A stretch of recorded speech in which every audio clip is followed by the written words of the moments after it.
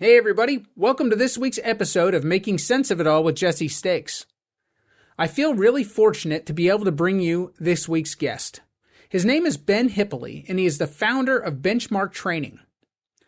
Benchmark Training works with their clients to build a culture of profitability through people development. What does that mean? Well, you're about to find out. But before we get there, let me give you a little background on Ben. Ben has successfully started multiple businesses throughout his career. And as you will hear, not only does he work with leaders and sales professionals, but he's also a professor of professional selling at the University of North Florida. To steal a line from their website, Ben helps bridge the gap between college graduates and the business community. So let me get out of the way and let Ben share his story with you because he does a far better job than I do. Let's jump into it.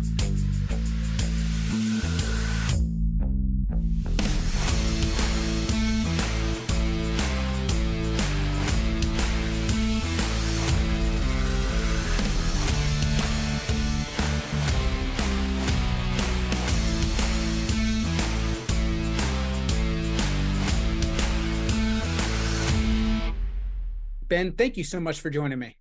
Jesse, thank you for having me. Really appreciate it. So we've been trying to get this done for a while, and I'm really happy to have you. Tell my audience a little bit about Benchmark Training and what you guys do. Oh, man. Thank you for that opportunity, actually. So Benchmark Training, we're an executive coaching and sales training company. So that can mean so many different things, right? You've probably heard that before from other places. Like, what does that really mean? So our tagline, if you will, is building a culture of profitability through people development, right? So the key there is developing the people on a company or a team so that they understand what it takes to put all the pieces together and follow the mission of the company. It seems like a lot to bite off. Yes? It is, and that's what makes the role so exciting. I got to say, of all the things I've done throughout my career, this is probably the one where I've never had a day where I don't want to go to work. Like, I've never had a day where I'm like, oh, I got to do what? Like, every day is exciting. We're faced with so many problems of our clients. That's what we do, to solve their problems. So it's problem after problem, and we get a chance to help them navigate through that. And then, of course, go back to profitability. Like, how do they grow their company? How do they achieve the goal set? I got to imagine no 2 days of yours are the same. I mean, you're dealing with different businesses, different clients all the time. Man, that is so true. In fact, even in situations where we're working with the same teams, sometimes we'll work with the same teams for weeks in a row, 12 weeks in a row, 16 weeks in a row. And though Thursday at 3:00 is always the same group or the same team, the topics are different, the challenges are different. It's pretty exciting. I love it. No doubt. And I got to imagine the last few years, I mean, I think people have beat the COVID drum to death, or they've talked about quiet quitting, all of those things. But especially in your line of work, the last 3 years have to look significantly different than what they look like 3 years prior. We're pretty fortunate, actually. So we did the virtual thing. Our business model is virtual and has been prior to COVID. So years before COVID, we were working with teams virtually all around the globe. And in fact, to sometimes convince leaders that this was a great method, and here's why, and here's how it's going to be effective. So when COVID hit, we didn't have to sell that one angle anymore, right? Because we're so used to virtual, but really didn't change that much for us. Now, it did change a lot for our clients. I mean, a lot of them were deer in headlights trying to figure out what to do, how to navigate all the changes that were happening. So many different stories and angles that were being thrown at us, as organizations. And so we had to help them navigate that. And in most cases, this was the first time we were dealing with it as well, too. So it was quite a ride, and definitely grew a lot from that, for sure. No doubt. Well, and it's probably incredibly advantageous and kind of almost a happy accident that you guys were already doing the virtual thing, or you guys were already set up for it. You guys kind of had mastery over it before it happened, because there were so many people. I can remember there were 1 million people that had, they were using those encyclopedias that were gaining dust to prop up their cameras in the right direction, or they were trying to figure out, what does Zoom need to look like from my side? Yeah. And actually we got pretty lucky. So when I first started teaching at the university setting and, focus on professional selling, walking to a classroom for the first time and had to learn all kinds of crazy things. And then my boss came to me and said, "Hey, what do you think about teaching professional selling virtually, doing it virtually in the classroom?" And my first thought in my head was, that's impossible. No way. And for some pretty dumb reason, actually, my mouth said, "Yeah, that sounds like a great idea. Like, let's try it." And luckily, I got a chance to get a lot of training on what is needed to work with teams and large groups of students, small groups of students in a virtual setting, and also how to use that for adult learning. So through that training, we of course utilized that on the benchmark side, which really helped. So we were poised and ready long before COVID. So a little bit of being in the right place at the right time for sure. Very cool. Well, if you don't mind, I'd like to step back a little bit and talk about you and kind of how you got where you are today, if you don't mind, and then we'll kind of jump back into talking about Benchmark. We can. I'll try not to bore everybody, but yeah, we can do that if you want to go that route, for sure. I think people like origin stories all the time. So tell me, Ben, like, did you go to school first? Did you know you wanted to be in sales right off the bat, or did you go to school for it? What did that look like, early in your life? Yeah, great question. So, when I was in school, very, very few universities had a professional selling curriculum at all. And so it wasn't even a thing, right? So you can get like a business degree. Most people, especially back then and even now, kind of fall into sales. So I stumbled into it because I was really into fitness at the time. So young teenager, high school, enjoyed working out, trying to get some big biceps, figured was kind of a cool thing to do then. So my goal was to get a job at a fitness center so I could get a free membership. Like that's where my head was, junior, senior year of high school. And I started out, like a lot of people do, cleaning toilets. I was the night closer guy and just helped the people at the fitness center close up the gym for the night. And in return, I got a free membership. So it was a win-win for me. I can clean toilets in 11th grade, no big deal. And I actually stumbled into having to talk somebody through a membership purchase when everybody else was gone for the evening. And so I was like, hey, you know what? I'll try to help this person. Why not? See what happens. Ended up selling a gym membership kind of like accidentally. And that got noticed by the manager and was able to get put in front of customers a little bit more often, kind of slowly. And got to the point where I was selling more memberships, working just a couple hours after school than some of the people who were working full time at that location. Very cool. So it wasn't necessarily school, but it was activities during your time while you were at university. Yeah, absolutely. So I actually started, I was in high school, in fact. So very cool. From then, kind of fast forward, I'll skip the boring parts, but ended up starting a fitness center of my own. So my brother and I went into business together with another partner. And we ended up opening up 4 locations and learned a lot of business things the hard way through lots of trial and error, and cut my teeth in sales and in business that way, which is pretty cool. Nice. So fast forward to today, you're a professor at the University of North Florida, and you run your sales training program.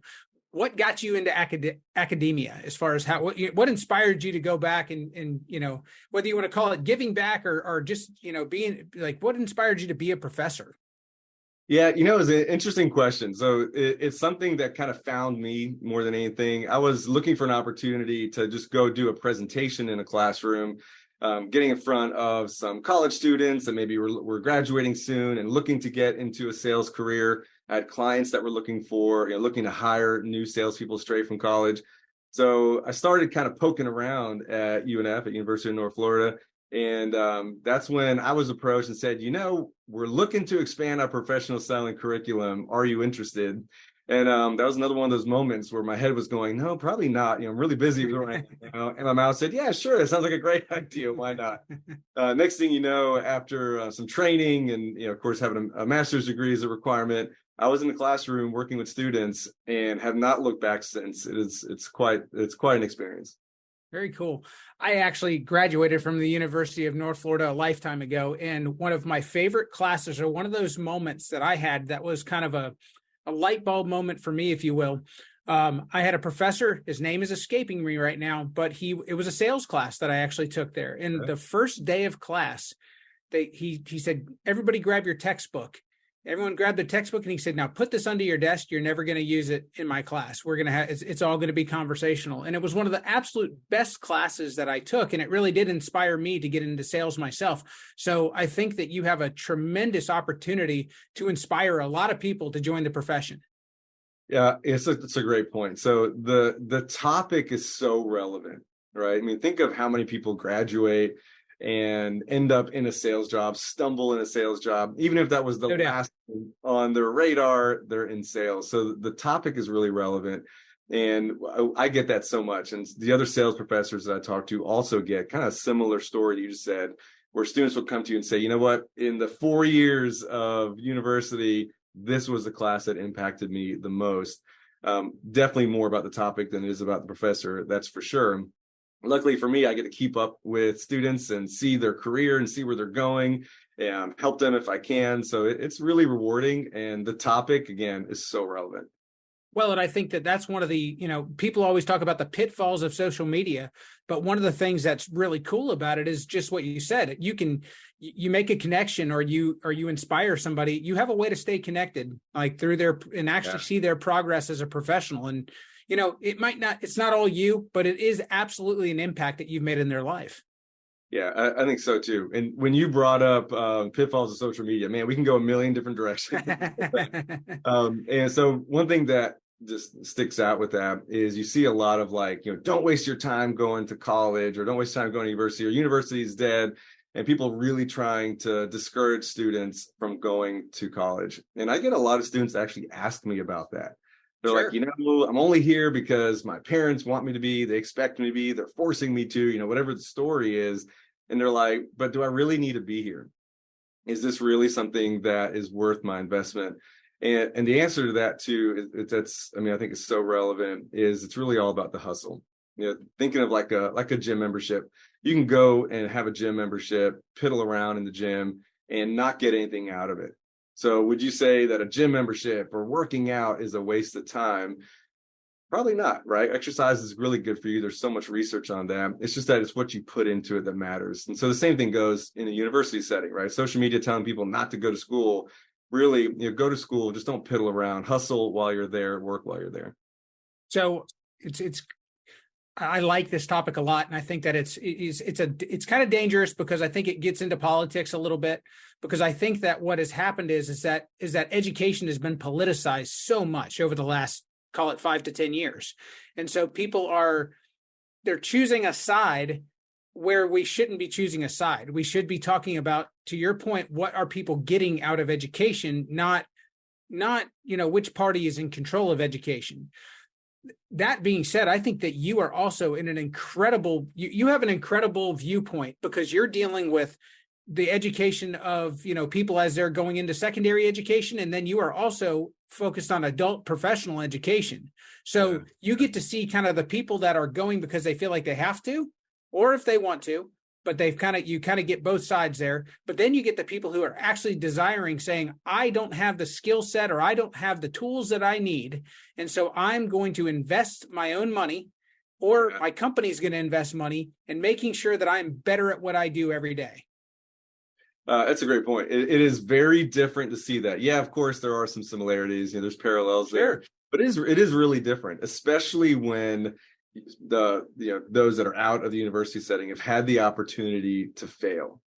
Right? Failure is such an important way to learn and to grow. And so a lot of times when we get a new client, especially ones that invest the money on their own, right, not because their company is requiring it, a lot of times they fail. Not necessarily failed to the point where they were living on the streets, but they skinned their knees a little bit, and they're like, you know what? I know I want to continue sharpening my tools.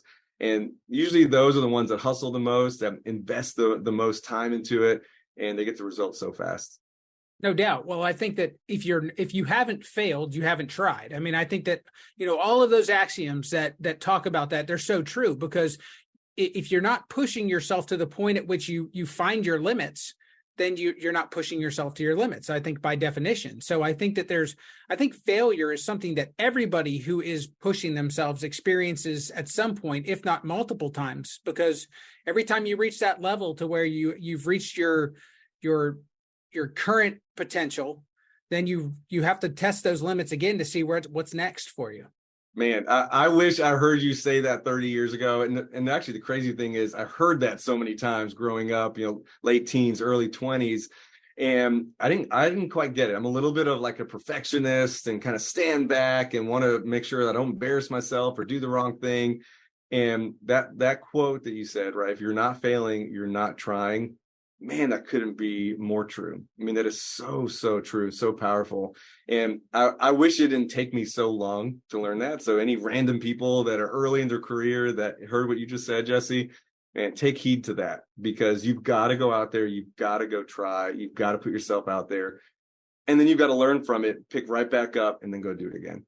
No doubt. Well, and I'll tell you, for me, I played baseball growing up as a kid, and I played through school. And one of the biggest lessons that I got from playing baseball was the fact that if you fail 2 out of 3 times, you're still pretty good at what you're doing. And so to me, I learned failure, and that failure was okay at a very early age, but it was really by accident. It was just because it was through something that I really enjoyed doing. And I think that there are a lot of people, through no fault of their own, they could be really talented as a young person, but they never experience failure. So by the time they reach adulthood, failure doesn't feel so good. So I think that they end up kind of shying away from the feeling of failure rather than embracing it and accepting it as part of the process. Man, again, so true in that. And you all are so fortunate to have learned that doing something you love, especially with probably the coaches around you, the team around you, you fail 2 out of 3 times, and they're still cheering when you do that one big thing that helped get the final score, help your team go to the next level. And that's what we miss a lot in business, and definitely miss that in the college setting or even the new career setting, is celebrating the wins regardless of how many losses it took to get there. We've got to be able to do that. I learned, I actually didn't really embrace this, Jesse, until about 15 years ago. It's about the halfway point of my career, which was embarrassingly late to really embrace this. And it was working with somebody who I still stay in touch with today. So if they're watching this, they know who they are, but I won't mention any names. This person's brilliant. This person's extremely wealthy. This person is known as having the Midas touch. Okay. And watching him in action, I was fortunate enough to work with them for years and really closely, and watching him in action, he did what you said. I mean, he probably made 5 bad, dumb decisions a week. And then he would make 2 that took our company to the next level every single week. And when he made those 5 mistakes, he never even thought about them again. He brushed them off like they didn't happen. He was just looking for the next opportunity to do something great. And I really learned a lot from that. Was, instead of dwelling on my mistakes or dwelling when I do something stupid or wrong, which happens very often, I've gotten a lot better, not perfect, at just brushing it off and moving forward to the next one. I think we learned that too with the Jag season last year too. Right? Or watching Brett Favre play quarterback for 20 years. You could watch him throw 7 interceptions and throw a game-winning touchdown, and then he's on ESPN. So I'm like, what? Like, how do they do that? Like, yeah, 100%. So those people who are watching this, I mean, really embrace that for gold, because that's what it is, and it can help you propel so much faster. No doubt. So tell me, do you guys specialize in any industries? Like, are there any types of industries that you focus in? Yeah, that's a great question. And no, there's not. So a lot of people, when we first launched, said, hey, you got to pick a niche, pick real estate, pick fitness, because you were in that, pick a niche and stick with that. And you got to pick a niche, right? A niche is really important. A niche does not necessarily mean a specific industry, right? So our niche looks very different than just a specific industry. We're looking for companies that want to develop their team, right? Okay. That's the niche, not companies that are looking for some script design or kind of a quick fix. In fact, I'll never forget walking into one of our first customers early on. Getting the meeting was a big deal, right? So I got the meeting through all kinds of snares and toils to get there, got the meeting. And before I could even say hello, I kid you not, she looks right at me and says, if you're trying to sell us some quick fix sales training, just know we're not interested. And when she said that, it was like all the pieces that we had been working on in our design fit together. I'm like, man, I'm so glad you said that. And we've been working with that company for years.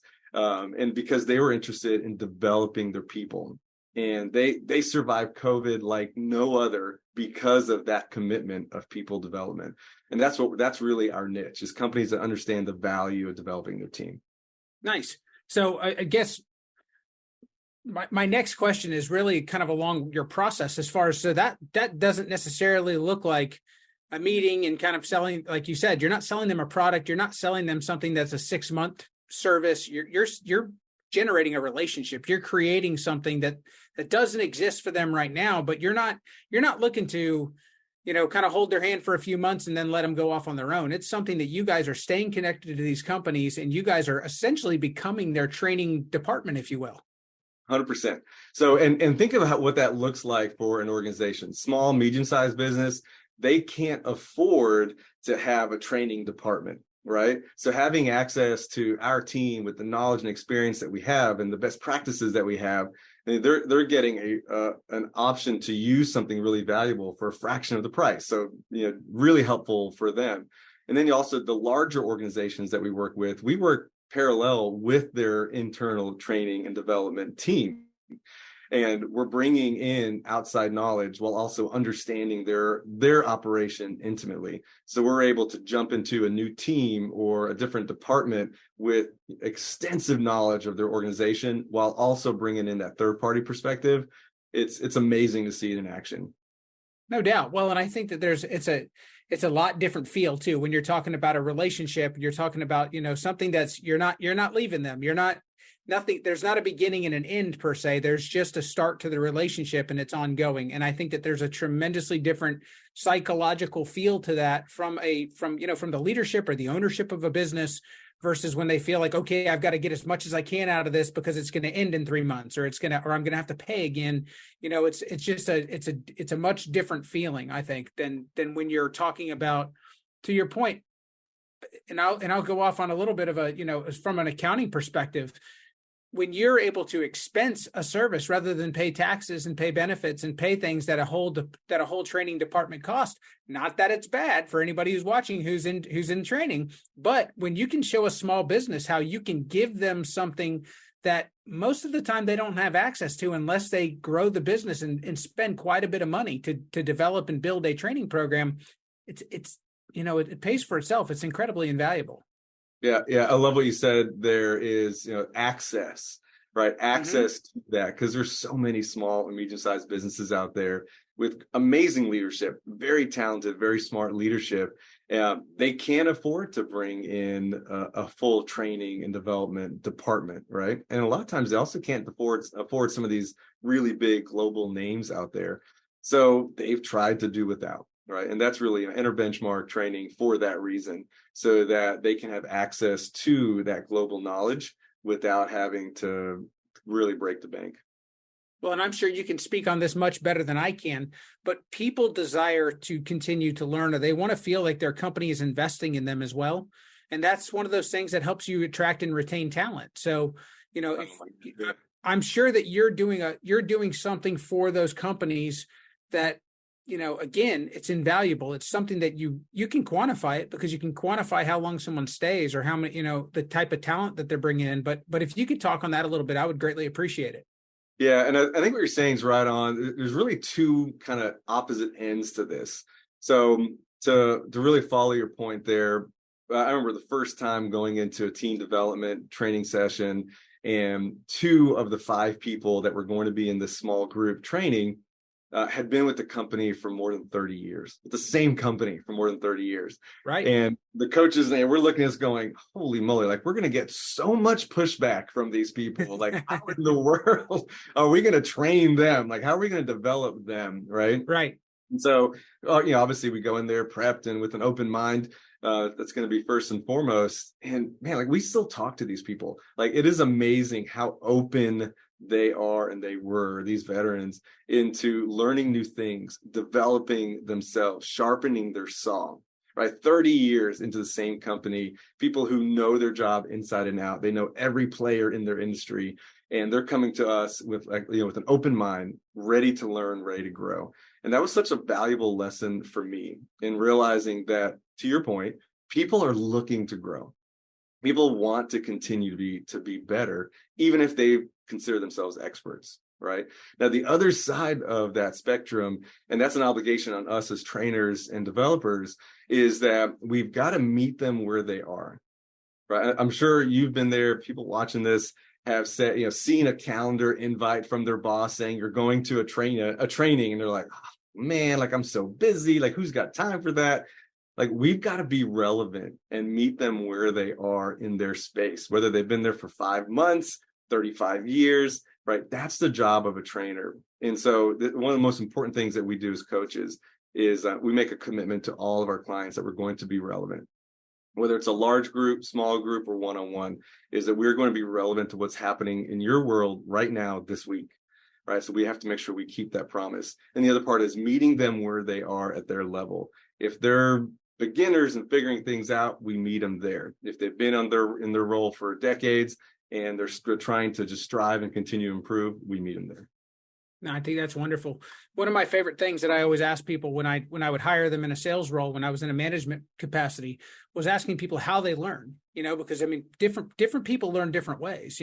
Some people are visual learners, some people like to read and, follow instruction. Some people are much more feel and emotional based. And I think that I think to your point, the fact that you guys are willing to do that, the fact that you are flexible and that you guys are trying to figure out what's the best way that I can reach the individuals that are sitting in front of me, that puts you head and shoulders above many people who call themselves sales trainers. Ben, I feel like we could talk forever, and I would love to have you back on the show. This has been great. If people are interested in learning more about Benchmark and learning more about yourself, where can they find you guys? Well, definitely check us out online, mybenchmarktraining.com. So you can find us there. And we should be connected on LinkedIn. So search me, Ben Hippeli, on LinkedIn. Of course, you can find Benchmark Training, LLC, on LinkedIn as well, and our coaches and our team members as well on LinkedIn. We should be connected on LinkedIn. So if you're watching this, make sure you go find us there for sure. Excellent. Again, thank you so much for joining me today. And I will make sure that all my listeners have links at the bottom of the videos when I put them out, and then also with the podcast. So thanks again. I'll talk to you soon. Thank you. Happy to be here. See you. Benchmark Training has a lot of great resources for folks if they're interested in improving their sales and leadership skills or that of their employees. I'll tell you what, even just roaming around their website, there's so many great resources. There's articles on how to improve collaboration in the workplace. There's development tools for success. There's, articles on 3 steps to the cold calling process. All kinds of stuff that will benefit you as a salesperson and also benefit your team. If you have any interest in involving Benchmark Training in your business's construction of a culture of profitability through people development, reach out to Ben Hippeli. That's going to wrap us up for this week. I'll catch you guys next time.